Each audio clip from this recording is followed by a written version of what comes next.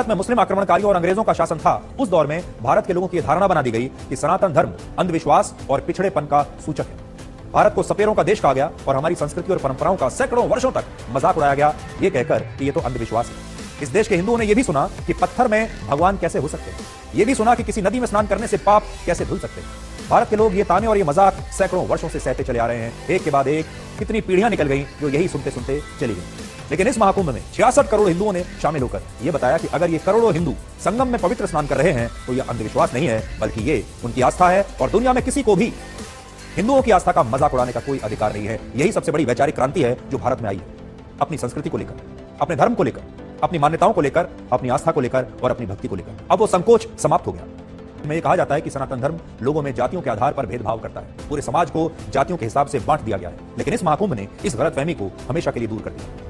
महाकुंभ में एक ही गंगा है, एक ही यमुना है, एक ही संगम है और इस एक ही संगम में सभी 66 करोड़ लोगों ने पवित्र स्नान किया। इनकी न जाने कितनी जातियां होंगी, इसमें से लोग अलग अलग जातियों के थे, लेकिन वहां पर ना तो ओबीसी के लिए अलग घाट थे, ना दलितों के लिए अलग घाट थे, ना ही ब्राह्मण और अगड़ी जातियों के लिए कोई अलग से घाट बनाए गए थे। महाकुंभ में लोग अलग अलग जातियों और वर्गों से जरूर आए, लेकिन इन्होंने पवित्र स्नान एक ही संगम में एक ही जल में किया और इससे पता चला कि सनातन धर्म लोगों को जातियों में नहीं बांटता, बल्कि जातियों में बटे लोगों को एक साथ जोड़ने का काम करता है। सनातन धर्म के लिए अमीर गरीब पिछड़े अगड़े सब बराबर है और महाकुंभ में पवित्र स्नान करने से सबको बराबर पुण्य की प्राप्ति होती है।